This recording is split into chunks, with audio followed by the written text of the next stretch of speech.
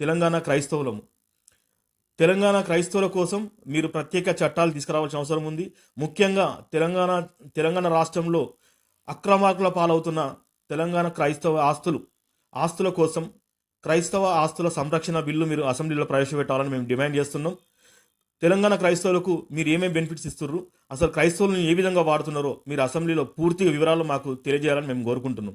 నిన్న చెప్పారు బీసీల కోసం ఇది చేస్తున్నాము, ఎస్సీల కోసం ఇది సప్లాన్ పెట్టినాము, ఎస్సీల కోసము దళిత బంధు పెట్టినాము, బీసీల కోసం కార్పొరేషన్లు పెట్టినాము, బీసీ పాఠశాలలు ఏర్పాటు చేసినాము, మైనార్టీ పాఠశాలలు ఏర్పాటు చేసినామని చెప్పారు. కానీ క్రైస్తవుల కోసం ఒక్కరన్నా తెలంగాణ రాష్ట్రంలో మాట్లాడినా బాగులేదు. దయచేసి వారికి రాష్ట్ర ప్రభుత్వాలకు మేము విజ్ఞప్తి చేసేది ఏంటంటే, తెలంగాణ రాష్ట్రంలో క్రైస్తవ కార్పొరేషనే కాకుండా క్రైస్తవులకు ప్రత్యేకంగా ఒక మినిస్టర్ ఉండేలాగా మీరు మాకు బిల్లును ప్రవేశపెట్టాలి, ఏర్పాటు చేయాలి. క్రైస్తవులు ఏమేమి కోల్పోయారో అవన్నీ మీకు తెలుసు, కానీ మేము క్రైస్తవులం అయినందుకు మా పైన వివక్ష చూపిస్తారని మేము అనుకుంటున్నాము.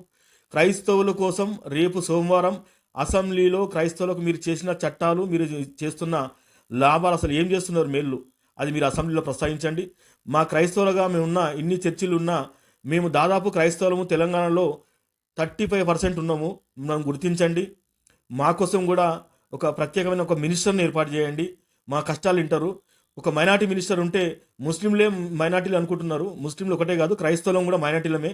మాకు ఇంతవరకు ఎలాంటి బెనిఫిట్ పొందలేదు. మీరిచ్చే కేసీఆర్ కానుక, క్రిస్టమస్ కానుక తప్ప క్రైస్తవులకు వచ్చింది తెలంగాణ రాష్ట్రంలో ఏం లేదు.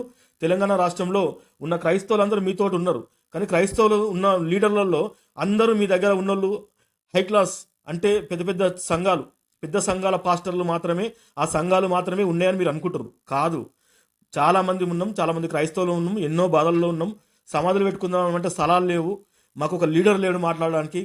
కాబట్టి దయచేసి క్రిస్టియన్ మైనార్టీకి తక్షణమే రాష్ట్ర ప్రభుత్వం ఈ ఏవైతే వీళ్ళు బిల్లులు పెడుతున్నారో, ఏదైతే వీటి కోసం అసెంబ్లీ సమావేశాలు ఏర్పాటు చేశారో బడ్జెట్ కోసం, ఆ బడ్జెట్లో తెలంగాణ రాష్ట్ర క్రైస్తవుల కోసం కనీసం 2,500 కోట్ల రూపాయల బడ్జెట్ను రిలీజ్ చేయాలని మేము విజ్ఞప్తి చేస్తున్నాం.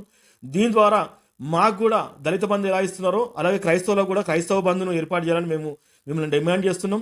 క్రైస్తవ బంధుతో పాటు క్రైస్తవులు చర్చిలు, సంఘాల మీద దాడి చేస్తున్న వారిపై కఠిన చర్యలు తీసుకోవాలి.